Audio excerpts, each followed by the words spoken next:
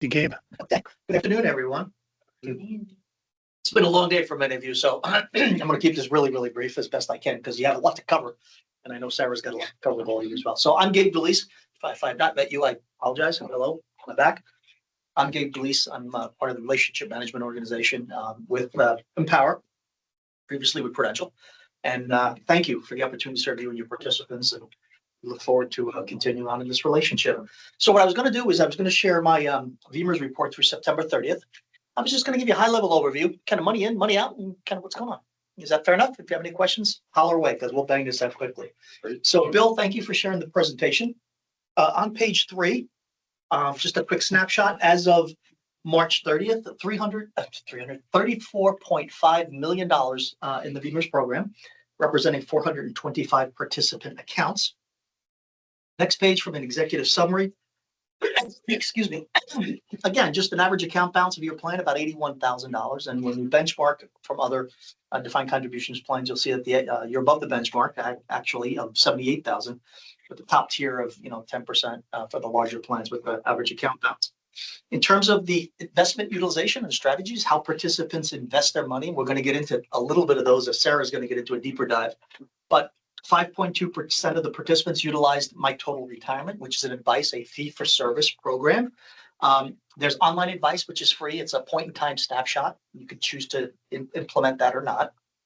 Target date funds, obviously, almost 55% of your plans are in a target date strategy, which is based on your time horizon, right? When you plan on retiring, and boom, glide paths, etc. And that. Then there's asset allocation model, which is GoalMaker, about 10% of that.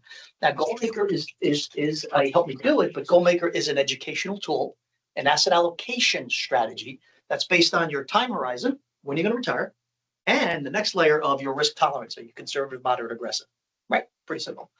And then the remaining 30% are people that do it themselves, do-it-yourself strategy. They decide they know what they want to invest in. They're going to pick their own asset allocation and invest and go away.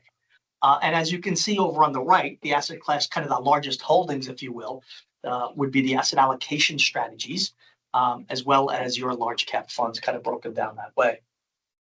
A lot of these other pages, I'll let you read for yourselves, folks, in terms of reaching goal, average contributions, etc. I'm just going to share the high-level highlights. So let's look at cash flow on page 7.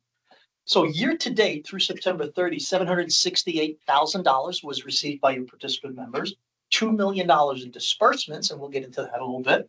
So you had a net negative cash flow through the year to date of $1.3 million. Down below, you'll see the quarter-over-quarter balances and how it's grown. Where I want to point your attention to, draw your attention to, is the change in value line, especially for the second and third quarter of 25. It was a very, very good year from an investment standpoint, especially the last 2 quarters. So when you see the balances and all of the increases, it's primarily due to market valuations being increased due to market activity. So as you can see in the second quarter and the third quarter, approximately almost $4 million, just those 2 quarters alone, versus what we saw in the end of last year, right, in terms of valuation. So big pop in the investment markets, which resulted in the balances going from $33 million to $34.5 million for the period ending September 30th. When we look at contributions, money that came into the plan, there were 2 components of those contributions on page 8. 384 of participant before tax deferrals, in addition to the employer contribution. Obviously, that looks like the same there. So there's the $768,000 that came into the plan, and then there's the rolling 12-month period. And below is a month-over-month kind of run rate, so you can see for yourself in terms of the contributions coming in. And it looks like they average somewhere just under, I don't know, in between $80,000 and $100,000, 80, 60, 80, and with January seeing the largest amount in terms of contributions that came in for that period in September. Then the next couple pages gets into kind of those individual transactions, etc., and then some additional insights. Now let's look on page 11, which is money leaving the plan. So where did that money go? As I said, 2.1 million left the plan year to date, and 151 transactions, or approximately just under $2 million, 1.8, represented separation from service. That means people that have left, terminated, took their money, as well as individuals that decide to stay in the plan and even though they're separated, terminated, they stay in the plan, but they're taking installment distributions. So not necessarily means you took all your money out. There were 3 transactions representing required minimum distribution. Remember, those individuals get to a certain age, you got to start taking money out. And sadly, 2 individual accounts or claims attributable to death processing of $295,000. And again, below the month-over-month run rate, right? You can see there below in terms of the activities for your plan. So that's money in and money going out. Participant balances. I'm going to put some dollars attached to the asset strategies on page 14, and you can see the corresponding numbers. As I said, there are 22 individuals that are using my total retirement. That represents $358,000 or 1% of the total assets. 233 at target date. Again, they're representing the corresponding assets. So you can see there whether the target date and the do-it-yourself are the largest positions of participants and the largest amount of assets. So that's how how people are utilizing it and the amount of numbers associated with that utilization. And the next page on page 16, just kind of 15, excuse me, just breaks down active versus separated. And the thing here to just take away from is that when people do separate from service or leave, and they do keep the money in the plan, many of them do across our book of business, but many of them also stay invested.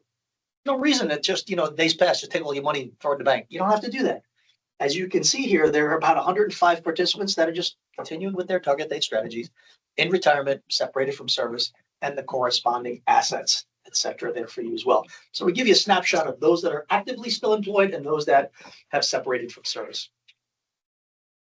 Advisory services. Now we're going to break down advisory and goal maker on the next page. Again, just to show you on page 16, with the new contract came these advisory services, and there's going to be a deeper conversation shortly.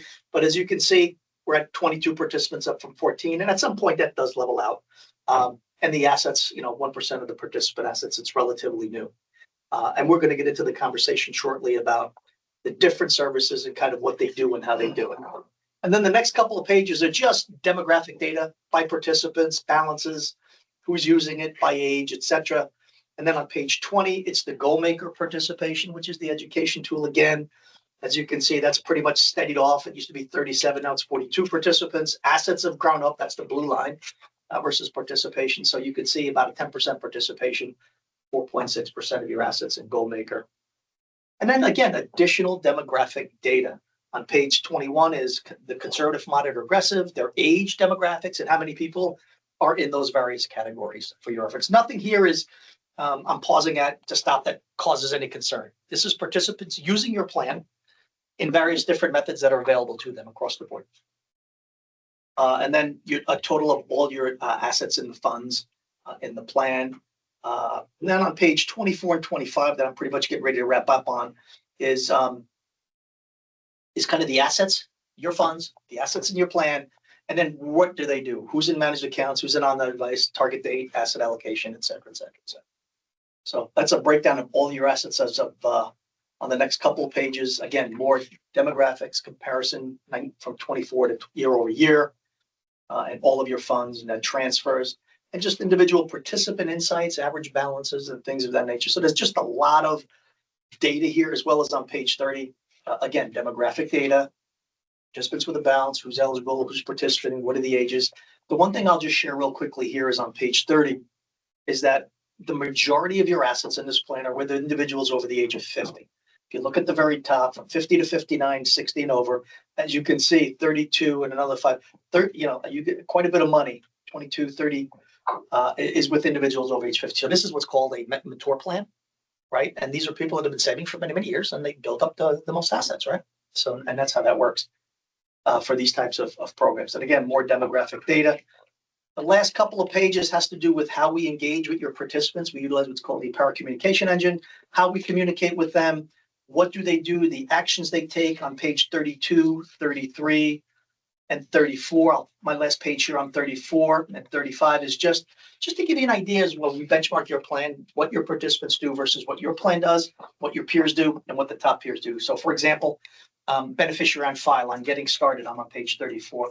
Your plan, 50% of participants have a beneficiary on file, where your peers and everybody else has 70 or 90. That's an area we got to focus on, right? It's important for individuals to make sure that they have a beneficiary on file. Right. So that's obviously an area of focus we want to discuss. And then just other things there in planning optimization.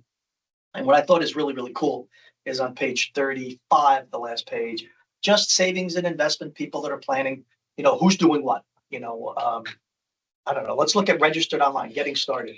In 2024, 218 people registered their account online. Year to date, 33 registered their account online. So it's important to get everybody registered online so that they're protected. They can see their accounts, they can interact, et cetera, so forth, and what they're doing. So again, not a very large plan, but regardless of the size of the assets, are participants utilizing the benefits of the plan? Do they understand it? And are they taking action?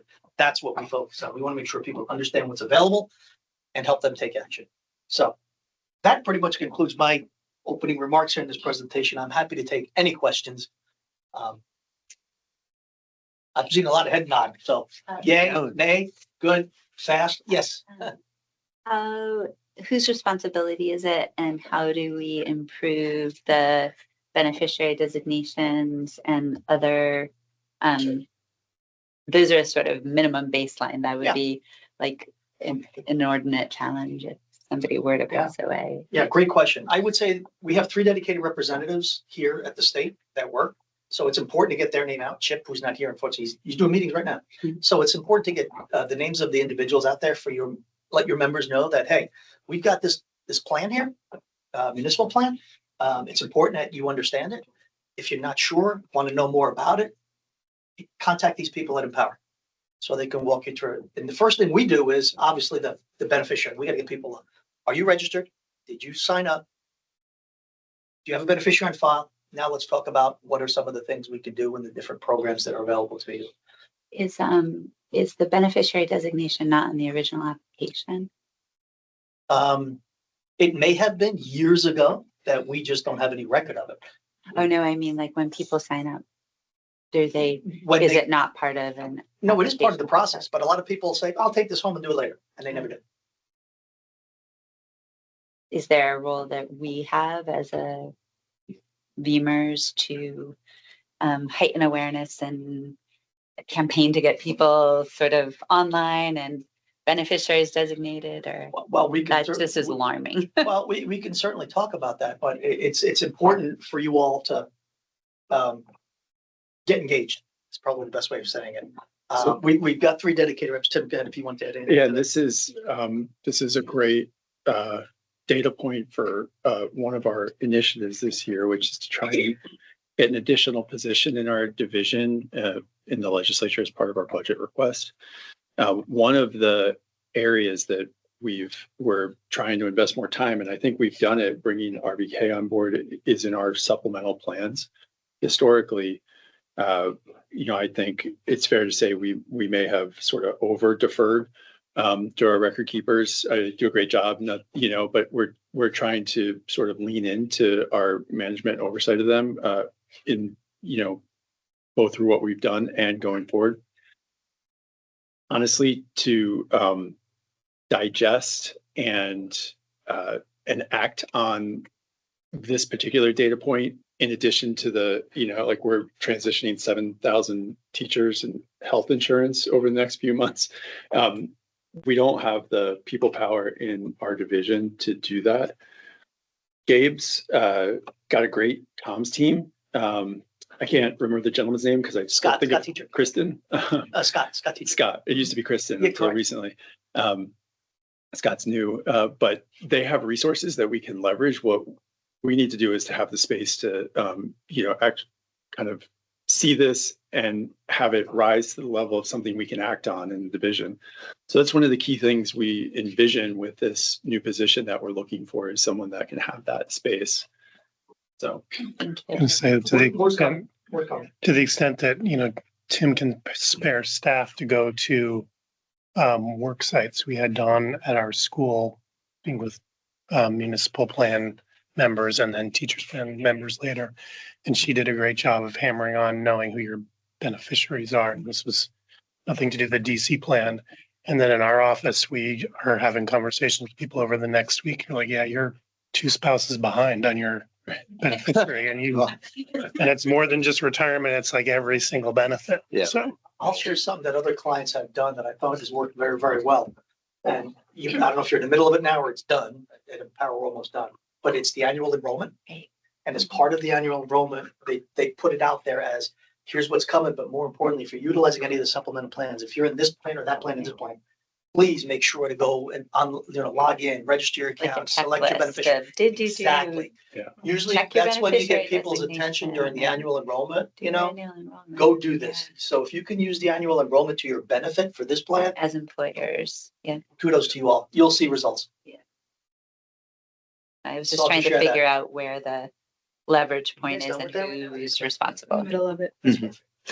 But Yeah, in we- your scope of work, is there any communication with the plan holders, or is it just with our staff?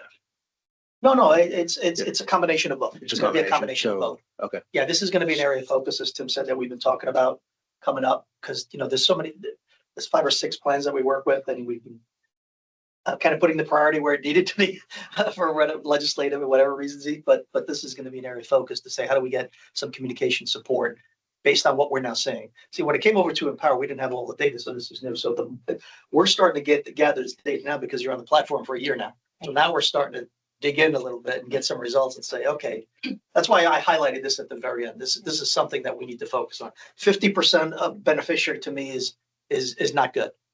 You'll never get 100 unless you provide that data. You'll never get 100, but you should be up there 70 to 80, 90%.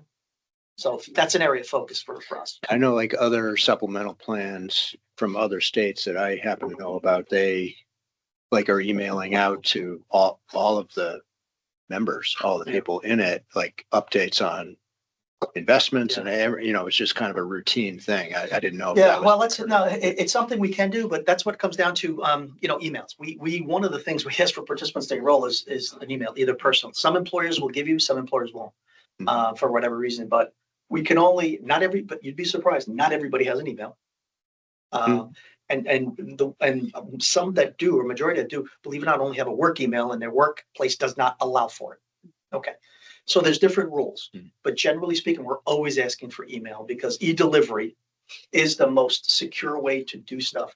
And that's when we're able to put in all those reminders. So if you were to say, here's everybody's email and we can upload it, we'll take it. And we'll send it to those people and they can opt out or in, et cetera, so forth. But email delivery is a wonderful tool that so many people use. So It's something to also, consider. that said, it's also easy to blow by. Like, Yeah, Yeah. absolutely. Empower, I get my, Empower is my personal email for my 457 account, and I get all my Delete reminders. everything. And I confess, even though this is my job, it's not the thing I read all the way Well, through all the time. People get overwhelmed with email, even though it's a wonderful delivery. Right. So I think, the personal touch, when like we have the most success, Morgan, to your point, when Dawn's out, it's like, it's her mission in this life, I think, to get, for our DB plans, to get everyone to have a beneficiary. And so she is, that's the first question whenever our specialists are counseling with people, do you have a beneficiary on file? And that is really our most effective way. And Brianna among them is one of the people that's out counseling people and doing all the, I think we've recently made a big push to get out to our employers. And I think those are the areas where you're going to have the highest success rate. I mean, you can't do it as efficiently because you can't have a personal interaction with everybody, but your success rates, if I'm looking you in the face and say, you need to give me a beneficiary form, everyone's going to do it. So. And even if to employers, there's try this language. Yeah. Check in with, I don't know how much easier or harder that makes it for employers, but if there's a canned suggested piece that would go out, beneficiary designation form, and have you checked yours lately, or I don't know, anything that makes it easy and systematizes it from here, but sends it through the avenues that are most likely to get it completed at a time that works for you. Well, this is exactly why we're looking for that position. It really is hard to try and, of all the things, of all the balls we're keeping in the air, these ones are the ones that can most often drop because the plans work well. They're generally good, but it's being able to find these holes and act on them. And like you say, I think if we had, most of our employers are relatively small, so you can kind of the employer can personally reach out if we just gave them the tools, right? Here's your stack of paper. Here's your list of people. They would probably be happy if you gave this to them. From you, And I want to emphasize that as well. Like we've seen that communications from the employer directly are just have this They authority. have the They're effect. more likely Yeah. to be, even email communications are more likely to be just opened and viewed. And also to Gabe's point, having it part of the annual enrollment campaign, we actually have seen plans where they include optional things like designating your beneficiary. It's an optional form, but they include with other mandatory forms. And then they have like 95% of folks fill it out just because it's included with those other forms that they have to fill out. So things like that are. The most effective communication campaign I've seen regarding beneficiaries is when it comes from the employer. And an email goes to all employees that say, I'm going to be blunt, but this is what it said, and to the effect. Do you know what happens to your money if something should happen to you? If you're not sure, check your beneficiary on file. You'd be surprised how many people go online. Where's my beneficiary? Yeah. If you tell people what the consequence of not having a beneficiary on file is, that is, what's going to happen to your money should something happen to you? People assume automatically it's my spouse or this, but no. It gets their attention, and coming from you amplifies that impact. So just share. Great question. Yeah, hi, Maureen. Hey, you have the average balance at around 81,000 and the median at 26. Are there a few single huge accounts that are causing that big difference? Okay. It's always the case. Do you look at median balance on retirement, like specific retirement age? Sometimes it really depends. Yeah. You know, a lot of times you can dice data any way you want it. Right. But there's always the ones that skew off. But Yep. so, you know, some people like medium, some people again, these reports are designed as a snapshot in time. Obviously, you know, it tries to get to as close as you can just to give you an overview, but I'm a median guy. Yep, I agree. Anything else? Thank you for your engagement. Thank you. I appreciate you. Thank you. Sarah. Right. So Sarah from RBK is here. This is your second Yep. second quarterly meeting. So we're still getting used to the format of the, Joe Fine used to do this from Empower for the investment review. Sarah will give an overview of markets and our funds. This is our first time after having adopted the investment policy statement and watch list policy. So you will see a couple recommendations on that regard in this presentation. And so we're looking forward to walking through that with you. And then we also wanted to give a brief overview of the managed account services, the My Total Retirement that Gabe talked about earlier in Goalmaker. This is an area that, I think my main goal here is to have folks have a greater awareness of, what services Empower offers, what's a fee service, what's a free service. And that way we can kind of monitor trends and, if there's any action we need to take, we're not looking to take any now. But if there's any action we would need to take in the future, we have sort of a basis of knowledge on it. So Sarah will walk us through those points, and that will round out the meeting. Sorry, can I make one more? I apologize. Just one more, just for information purposes. On December 8th, there's going to be some share class changes for a couple of your plans, your funds. The Domini, actually 3 funds, the Domini, the Fidelity Government Income, and Fidelity Period. They're moving to a lower share class, which is going to benefit your participants. So that's happening automatically on December 5th. So participants will see transactions on the 8th, but it's moving to a lower share class that we're able to get to you based on Sarah's work. So no action needed on your part, just for awareness, because that's going to be part of Sarah's investment overview. But those 3 funds are going to have share class changes effective December. Does that also impact the 403B? Different funds, yeah. All of the plans that we work with have some form of share class changes. So yes, it's going to impact the 403, the 437, 418. I think I deleted that email before reading it. Check your beneficiary. Transaction changes are gonna prompt phone calls, but they'll go to you guys. So Yeah, well, just for information. Thank you. I apologize. I missed that. No, that was great. All right. So the first item I think we wanted to cover today with you is the managed account overview. As Tim previewed, you all had GoalMaker for a very long time. And with the transition to Empower, you had access to additional advisory services, including managed accounts. And so those were turned on as well. So staff and RVK felt it's important to level set, maybe take a closer look at those two services, understand, how they differ, how folks are using it, making sure that the right participants are finding the service and using it as intended, fees are competitive, the investment recommendations themselves are reasonable, and then making sure that they still make sense for the plan itself. So we already started this review process with help from Gabe and Chip and the team, who have been really an important partner to us in doing that review. We've had a number of meetings. We sent them a questionnaire that they kindly filled out, and this review is ongoing. But before we present to you the takeaways from that review, which we'll do at the later meeting, we felt it's helpful to maybe just level set first, talk about the services you offer, how they compare to other plans, why it's important that we as a fiduciary, keep an eye on those services and look at them periodically. So that's what we're doing today. High level, just for perspective, you have about, and that's as of year end, so that those numbers have changed, but as of year end, you had about 3% of your participants, 5% of assets, about 5 million invested in MTR, that White Total Retirement Managed Account Solution. And then you had about 28% of participants, about 19% of assets invested in GoalMaker as of year end.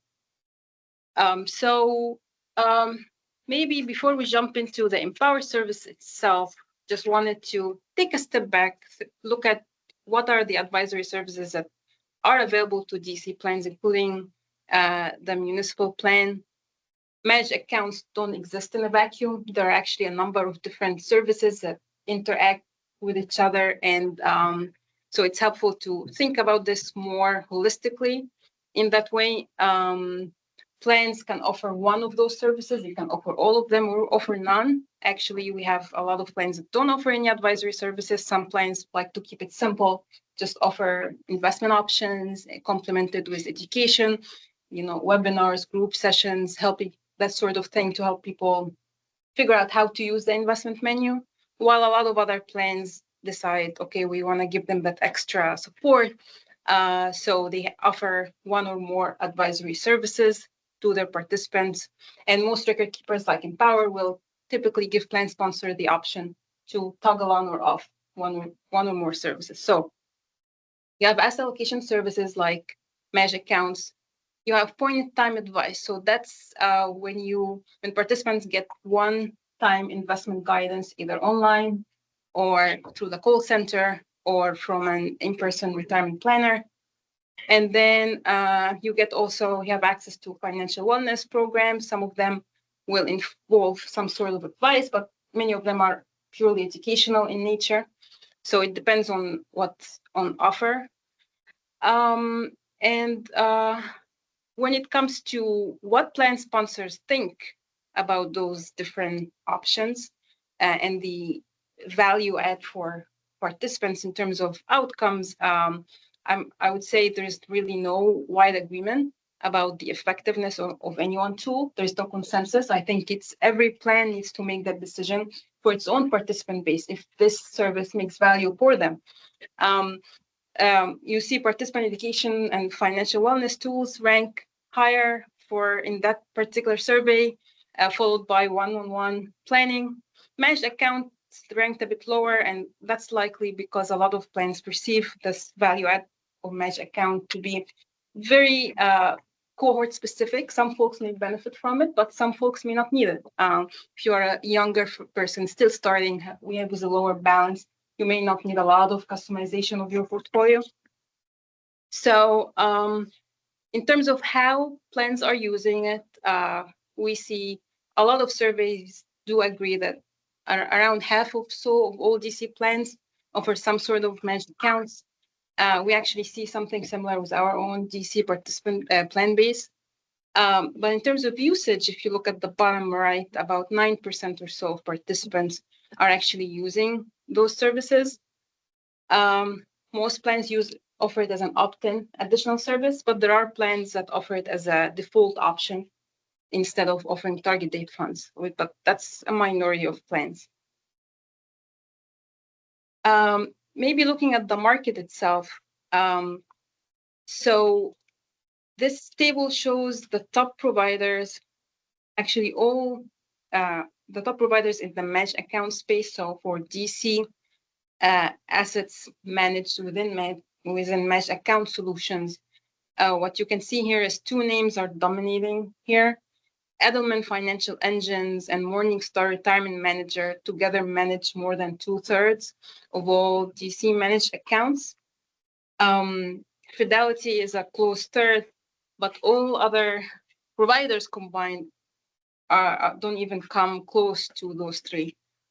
There are definitely new entrants in the market. So we're seeing Vanguard, we're seeing Goldman Sachs and others starting to offer competing services, which is not a bad thing. It's good to see more competition in that space because it's been concentrated for a very long time. Before we jump into Empower itself, one thing we like to kind of highlight to sponsors is for a newcomer looking at those services from the outside, it may look like all services are similar. You're basically getting portfolio design, rebalancing automatically. It's as simple as that. But there is a lot more to manage accounts than that, and there is wide variation in terms of the service offering across different providers. So it's important, first to understand how they design those portfolios. Just like with target date funds or any other investments, there will be wide variation between managed account providers in that regard. Actually, I worked on a white paper a few years ago with DCIA where we looked at asset allocation recommendations from the top 6 providers, and they varied significantly for different profiles in a lot of ways. So it's important to understand that, just like you do with target date funds.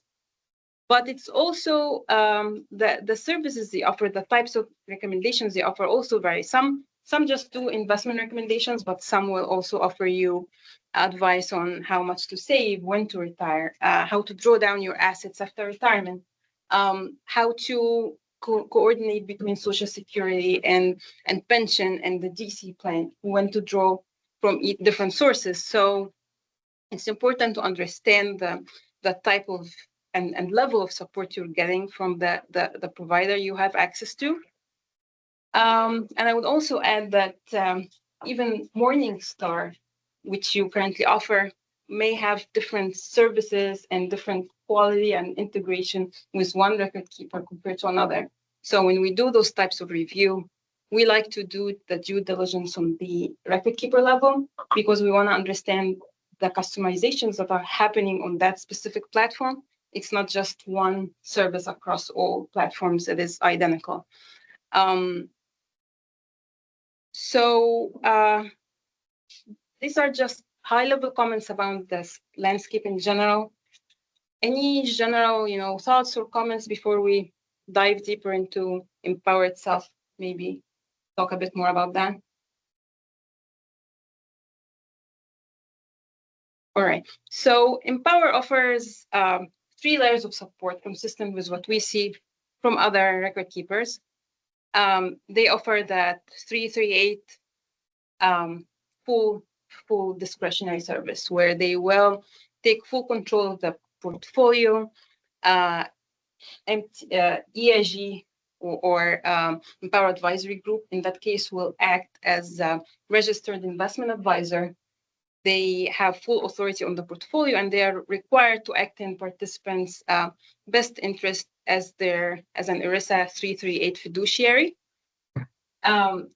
Empower offers 2 options of MTR, one that is empowered by Morningstar and one that is powered by Edelman Financial Engines.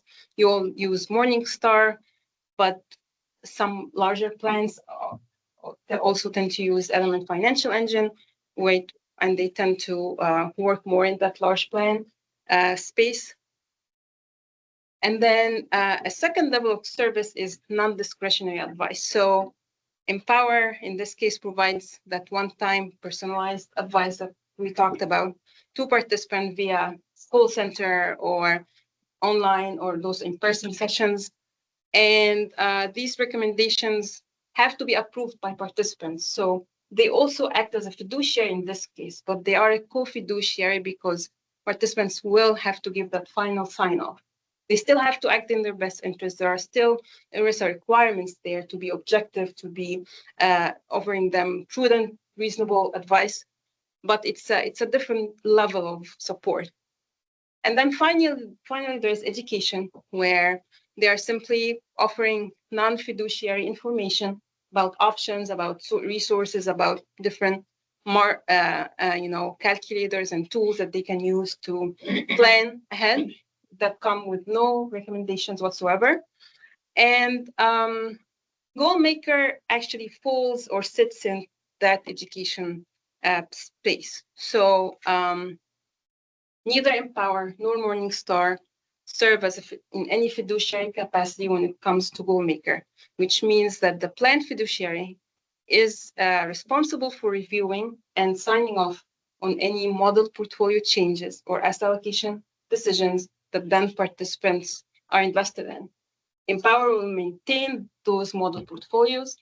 Morningstar will design those portfolios, but they are not required to provide that same level of fiduciary responsibility or support that they do for those other services. And this is kind of related to the fact that it's offered for free. If it was a for fee service, they'd have to take that fiduciary responsibility for it. So with that, this slide looks at overall usage of or the the marketplace, the Empower MTR usage across plans. What you can see here is majority of DC plans that are using MTR tend to be using Morningstar. However, as I said, there are a lot of larger plans using EFE. That's why you see still significant assets in EFE. Enrollment levels tend to hover anywhere between 14 and 18% with both providers. So that compares to pure plans, which are in the 4 or 5% range. Of course, you're still just offered the service. And it also compares to 9%, the number I showed you all earlier. So that's a bit higher than the general surveys. And then compared to our own client base, so we actually show here RVK's own plan base and how their usage of managed accounts. As I said, about half of our own plan base do also offer managed accounts. Enrollments tend to be in the 3 to 5% range. The municipal plan is around 3%, at least as of year end. So you're slightly below our average.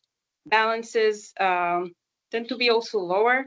It was about $6,000 as of year end, compared to $130,000 or so for our average plan.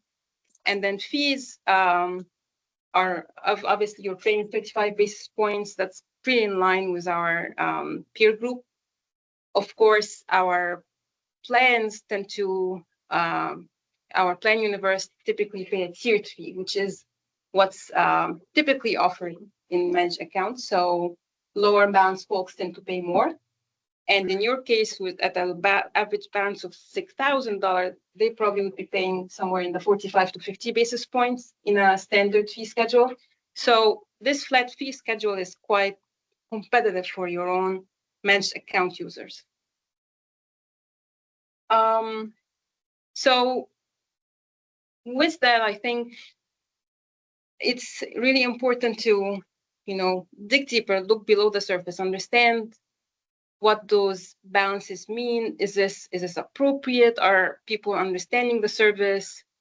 Is this competitive fee also reflective of value add? So even if it's a low fee, does the value received justify the additional fee? So that's why that's what we're gonna look at as part of the longer review that we're doing. We typically look at things like who's enrolling, who's using the service, what's their typical demographic profile, how are they enrolling into the service? Are people signing up with full understanding of the service? What is the investment approach? Are asset allocations reasonable? Are the customizations being made also reasonable?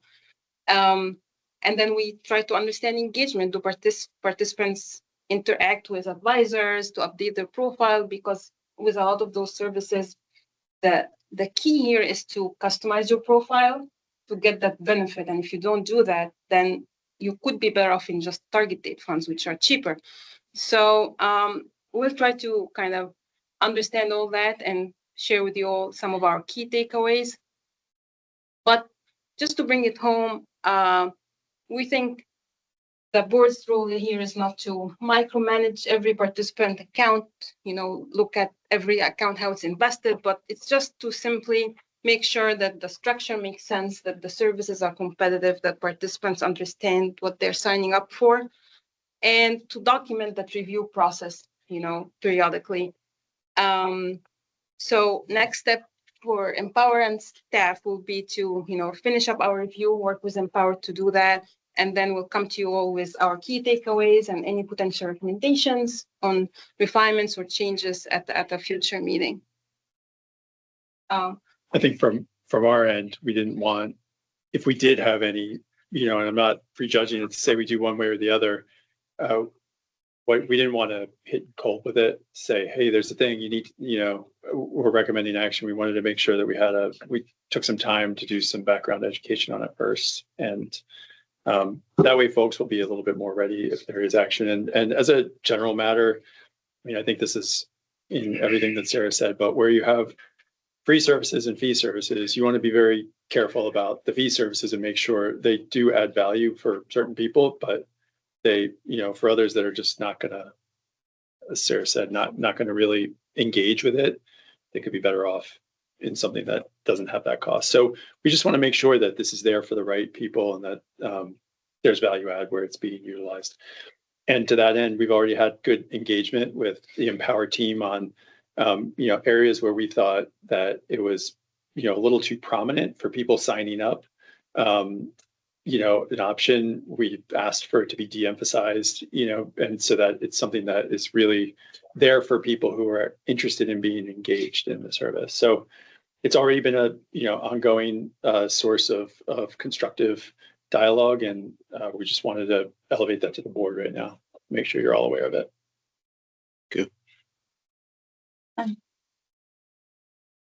This may not apply, and this may be like digging way back into the cobwebs of my brain from 403B world, but I presume there's not like a non-discrimination or non-discriminatory feature related to who's utilizing, like if the highly compensated folks are the only ones utilizing the fee plan. Do we have any obligations in that way?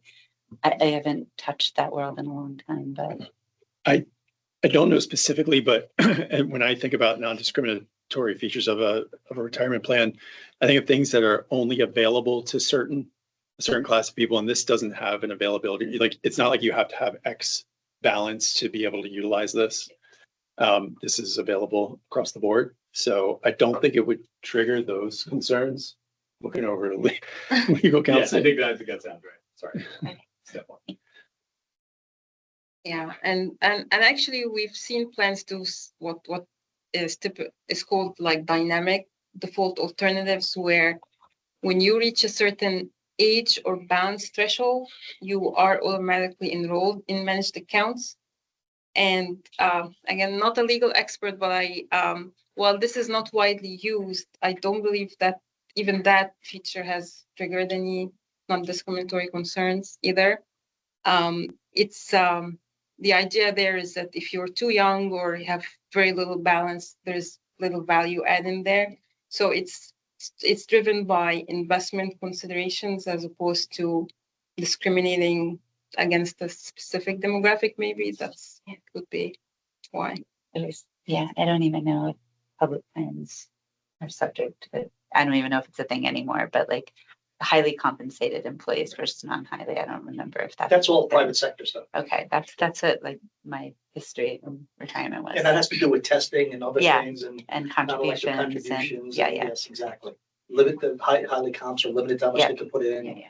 because of the testing requirements. So yeah, that's more in the But private sector. features would not, you could envision a scenario where only the highly compensated folks would utilize the fee for service plans. And that may not matter because that may be the only place at which it adds value, just even philosophically much less. Generally, no concern for this plan, but I will tell you the benefit of having this is because in the private sector space, it's only those highly comp people that have advisory services through an outside broker or an independent financial advisor, whereas now you're bringing this type of service to the masses. It's probably the best way to explain it. Would you agree, Sarah? I definitely agree that advice needs to be for Yeah. sure. Yeah. In general.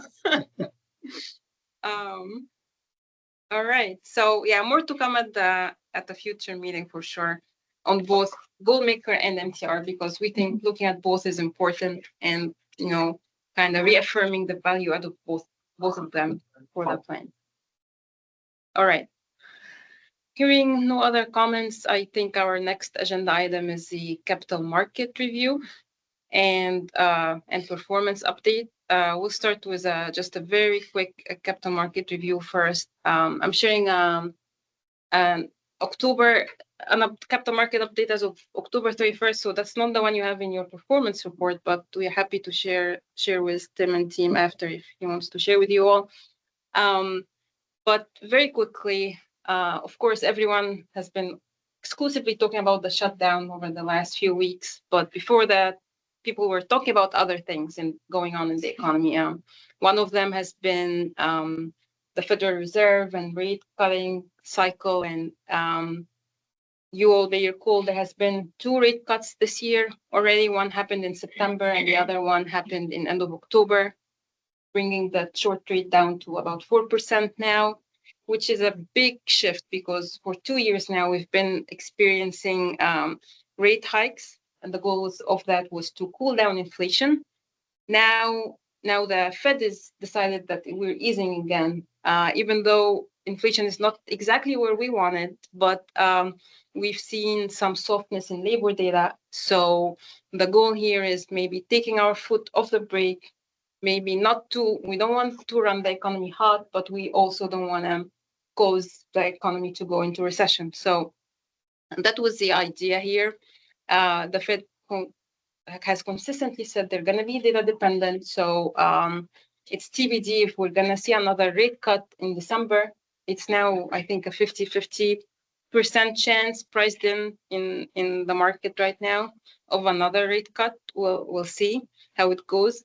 But the chart on the top right hand side here shows US GDP growth, US unemployment rate, and inflation rate over the last few years. And what you'll see that you may remember, but in terms of GDP growth, it has declined a little bit earlier this year to a negative half a percent actually. So the economy kind of shrunk a bit earlier this year. Most of it was due to folks just front running the tariffs. So there were a lot of imports taking place. Then it bounced back in the second quarter. It was up about 4%, 3.8% in the second quarter. So far, data that we have suggests that Q3 will also have positive outcomes in terms of growth, slower but reasonable. Of course, with the government shutdown, this may have an impact on Q4 GDP. Inflation now, you can see it was much higher earlier on. I think it peaked around 8%, has been steadily declining. Now it's hovering around 3%, not where we want it to be, but we're getting there. It stalled a little bit, I think, the last couple of years. Unemployment is in a pretty good spot. So that's the blue line. You'll see that it's been increasing modestly since 22. Now it's at 4.3%. But compared to historical averages over the 20-year period, the unemployment rate was around 5.8%. So that's actually close to our historical low for unemployment. So in a nutshell, consumer spending is strong, job growth is cooling, but still pretty solid. Of course, we don't have any data yet for October. So TBD what that looks like. Hopefully we'll see that soon. But overall, I think we've avoided anything close to our recession, which a lot of people were forecasting for 2025. When it comes to markets, maybe looking at equity markets first, that part is obviously very important for retirement accounts. Stocks have been doing surprisingly well this year, much more than a lot of people expected also.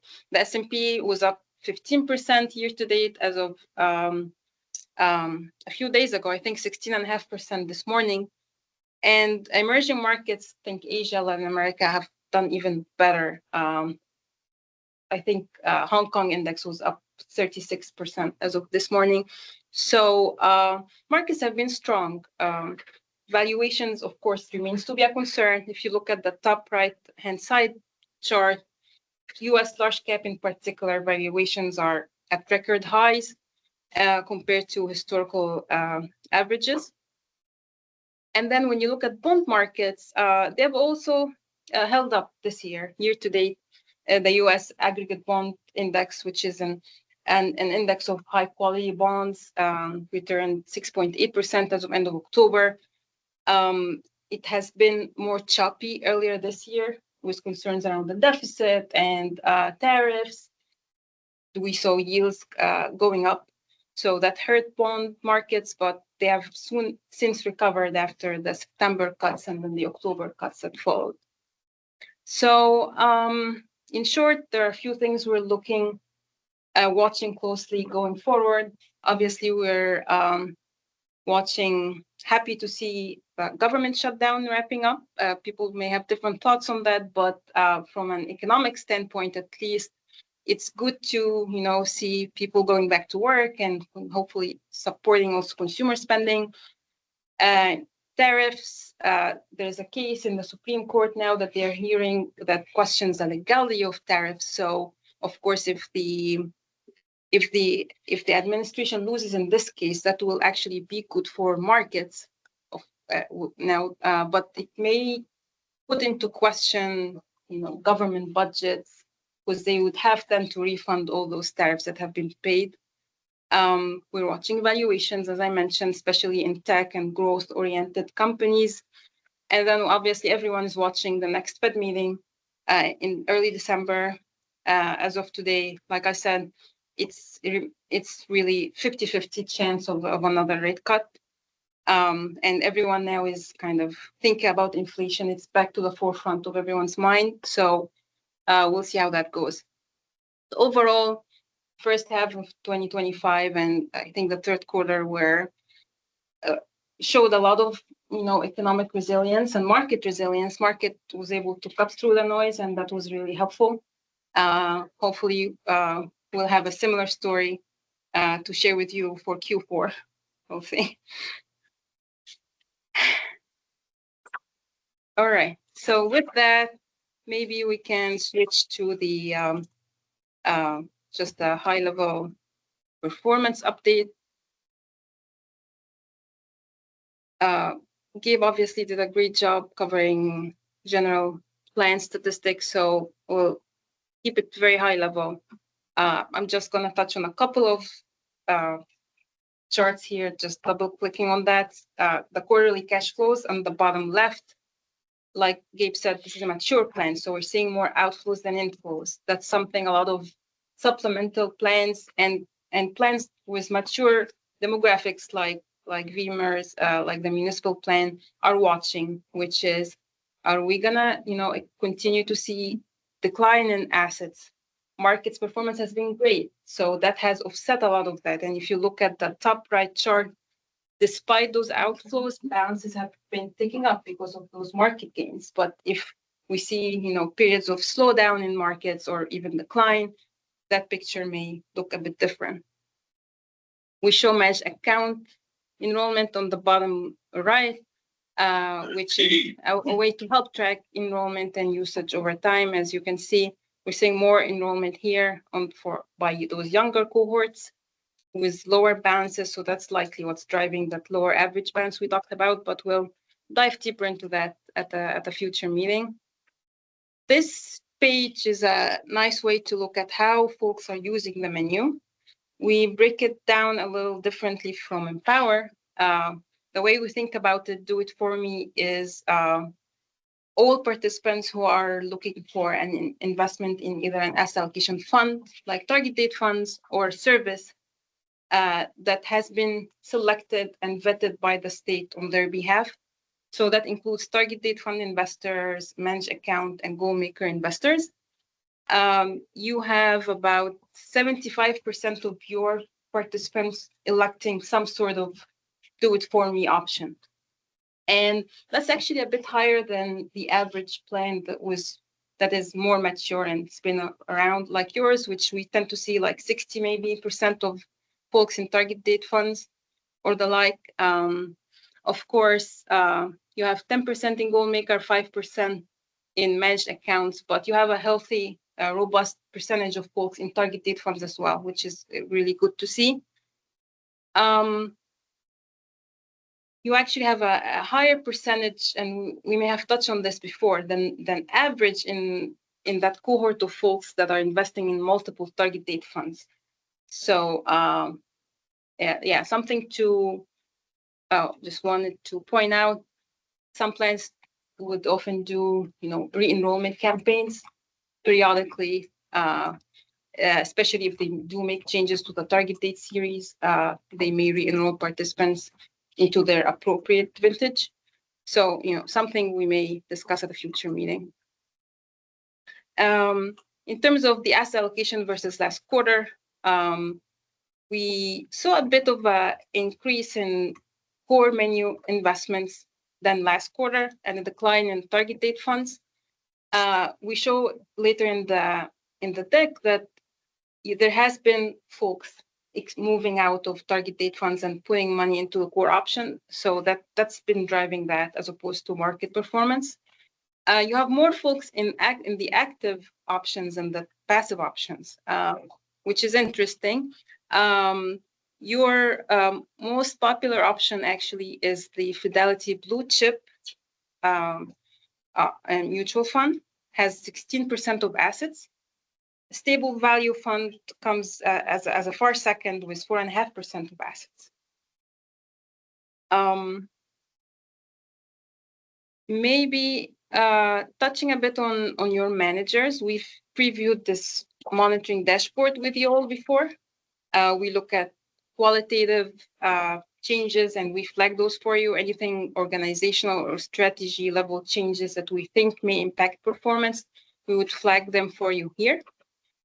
There are, of course, changes that happen all the time, people retiring, changes in teams, but we'll only flag things that we think are significant. We show our RVK research rating, fees relative to peers, and then we also look at performance. Long-term performance is the focus of those pages relative to their appropriate benchmark and peers. And for active funds, we focus on both excess return relative to benchmarks and peer performance. But for your passive options, the only focus here is how well they track their benchmark. And so it's either a green if they're tracking them within a reasonable range, or red if their tracking is not within the range we would expect for that specific asset class. Overall, no concerns with your managers. Maybe starting just a bit on Fidelity, your target date fund, that's where a lot of the assets are. This is a high quality manager. They They invest in proprietary fidelity active options in there.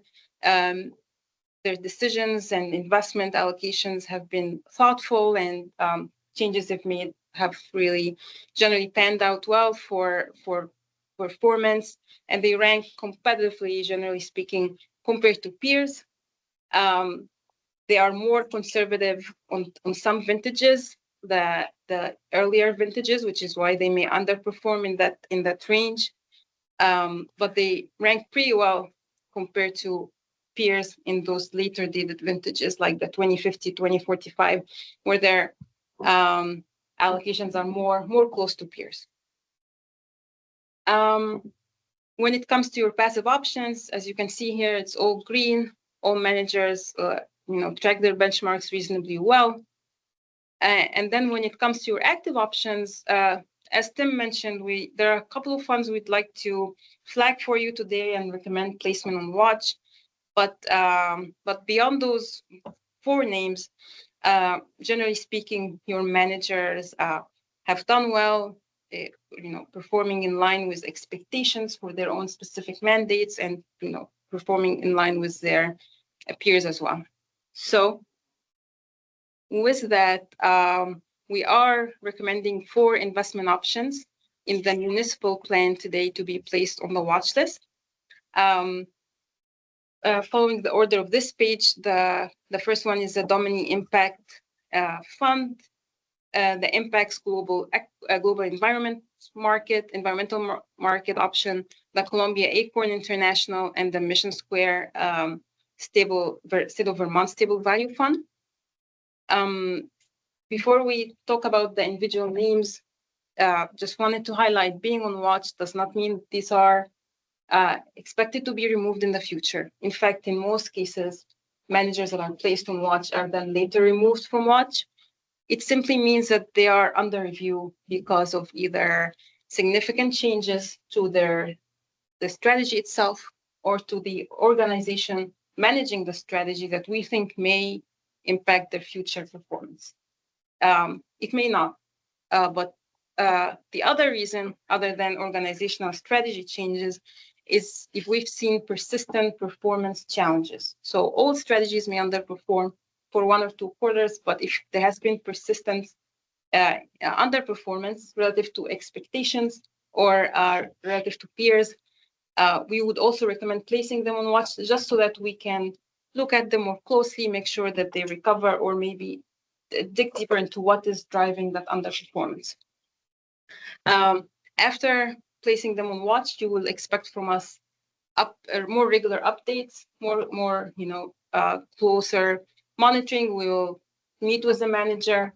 Our manager research team will provide us with frequent updates on them, and we may come to you later with a recommendation either to remove them from watch. They have recovered, or we don't think those changes have really impacted performance, that we've seen them being able to manage and digest those changes, or we may recommend potentially removing the manager or replacing them.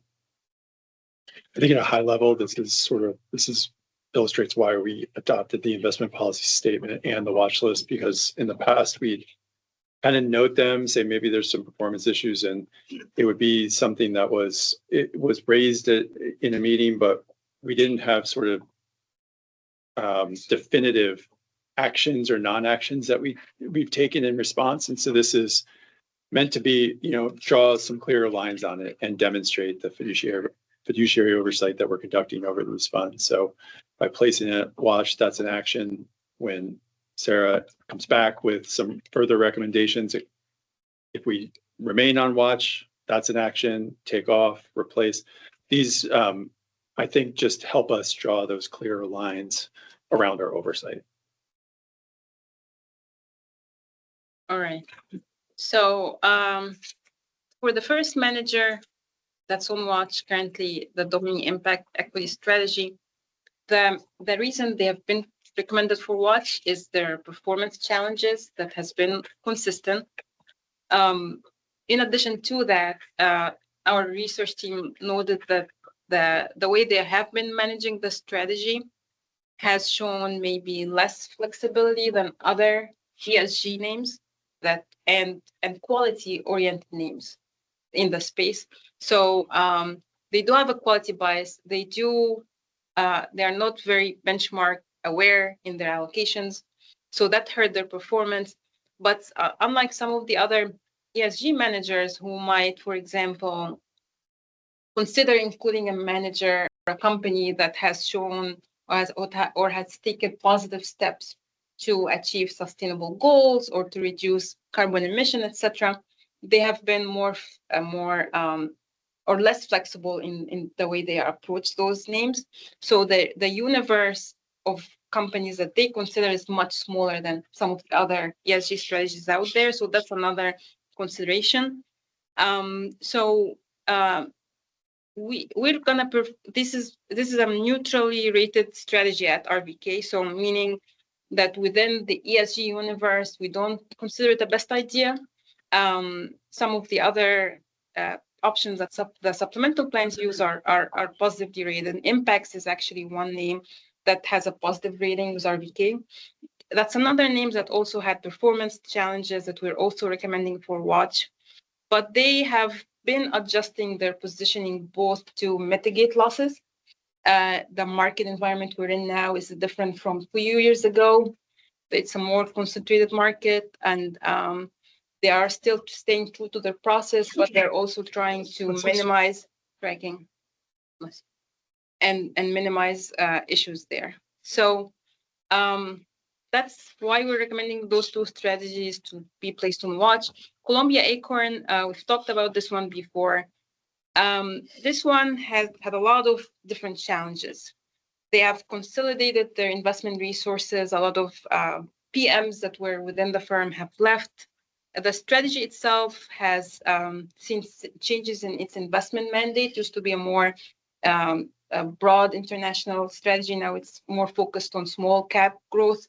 There's been strategy loss in assets. So there's a lot more going on with Acorn International. And so we recommend placing them on watch, but this is one we may actually come back to you with a recommendation to potentially replace or remove them. And then finally, the State of Vermont Stable Value Fund, we recommend it to be on watch for a very different reason. They have had no performance challenges. In fact, they've been ranking in the top quartile of stable value managers over trailing periods. But there has been a lot of organizational changes that we talked about before. The record keeping business, Mission Square Retirement, has been losing clients. So the investment strategy has been losing assets as a result. And there has also been some turnover within the investment team. We're hoping that none of those changes impact their future performance. But we think, given all of those changes, it's warranted to take a closer look at them in the next few months and quarters. So those are the funds that we're recommending for watch list. And so that would take a motion, and I think staff and RBK would recommend the board consider a motion to place these 4 funds on the watch list. I'd like to make that motion. Second. A motion and a second to place these 4 funds on the watch list. Any discussion by the board? Any questions? On the State of Vermont Stable Value, you don't have a research rating on that, but do you plan to bring one at our next meeting? So yeah, they are currently, this is not one of the managers that we've been monitoring closely for a long time. So they're still in our research phase, if you will. But yes, when that research phase is finished, I think we will typically have a rating either neutral or positive. We don't expect a negative rating. I think our research team likes them so far. So yeah, that will get updated. Okay, thank you. You're welcome. So assuming we pass this motion, does anything immediately change in terms of participants going on the website? Are they going to see that these 4 funds are in watch? All right, so We should push that through. Any other Feedback on that motion, questions on that motion? I didn't think so. I can't remember though what our policy said about the process once on the watch list. What is our review cycle? Can't remember. Yeah, so the watch list policy, I think we try to make it a bit more flexible, that maybe slightly a bit more flexible than VPEC. We do have the same structure where there's, I believe, a 90-day monitoring period where we would have to come to you all with a recommendation at the end of the period. But of course, you all are able to, if needed, if there's a reason to terminate them sooner than the end of the period, you don't have to wait until that end of the period. But at the end, we'll come to you, Steph and RBK, with a potential recommendation to either replace them, remove them from watch, but we also included potentially recommendation to extend the period for whatever reason of the monitoring. So, and the idea here is that we do think it's good to have structure, but we also, every manager is different, every situation is different. If we think there's still some vagueness or uncertainty around some of the changes that we're monitoring, it may be helpful to extend the evaluation period longer, but we will stick to that structure and we'll come to you potentially sooner than 90 days with updates and recommendations. And it sounds like on one of them you will with a potential recommendation for replacement. Yes. And that might be sooner than the 90 days or. Well, I don't have a plan for, Okay, I don't have I that just- meeting scheduled out. It may be. Okay. Yeah, it's like I said, there are different reasons to put managers on watch, but yeah, for Acorn International, we want to discuss internally and also think about the likelihood of seeing things turn around there versus some of the other names where we don't see a lot of immediate concerns with the managers. And what does that look like to participants if we replace that category mechanically? What happens? So Okay. that would be a fun change, and participants would be given advance notice.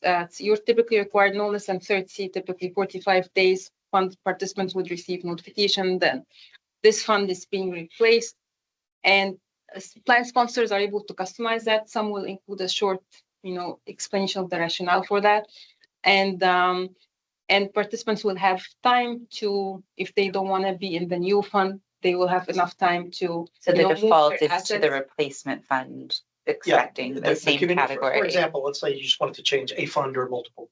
Yeah. The communication would look very similar to what was just sent out now with the share class change. Basically, participants are told, here's what's happening. Yeah. If you have money in this fund, it's going to go to this fund. There's no action needed. However, if you want to make any changes prior to that, go ahead, prior to the date.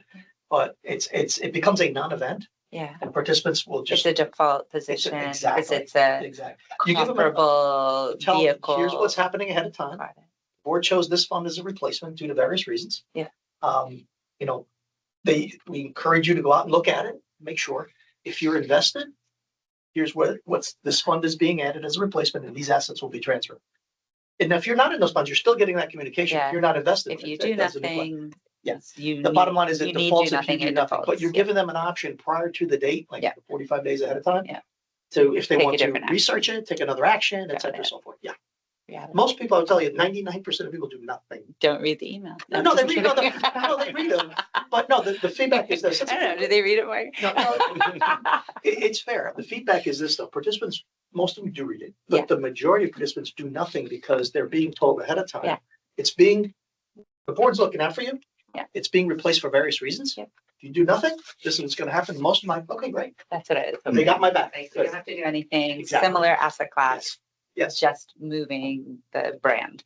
Yeah, Got it. and also just to throw a little wrinkle into it, one other option we can look into is not replacing it. Yeah. We're gonna. There's Yeah, enough it's the options same that are thing. similar, and then we would have enough information to make decisions about a default position. Because if it just goes away, then there probably still has to be a default position. Well, yeah, and we already have Other similar. other Yeah. funds that we could utilize. I think this is our plan with the highest number of funds, potentially. That goes down to is. consolidation. And so part of, Yeah. you Okay, could use that this makes sense. opportunistically to reduce the number of funds as long as we're making sure that we still have the asset class reflected in the overall portfolio. And then we're taking a fiduciary responsibility and deciding where they default. Yep. Within the same asset class, Yeah. which is not so much different than adding one that is similar either. So, and you'll give us reasons for what we would choose for that default, or we don't have to and somebody else can. That's But exactly why we've hired yeah, perfect. Yeah. an investment And- fiduciary. Yeah, and I would say like sometimes a plan sponsor removes an option and they're not replacing it with a similar asset class or a similar fund. For example, we're offering now a balanced fund, and we don't think we need to offer balanced funds anymore. As a fiduciary, if you map assets into the target date option, the default option, you are fully protected with that decision as long as you're giving participant enough notice. So that's also always an option to consider with other changes. In this case, because there is a fund that has a similar asset class, so mapping to it would be reasonable. But mapping to the target date is also always an option. Board members ready to vote on that?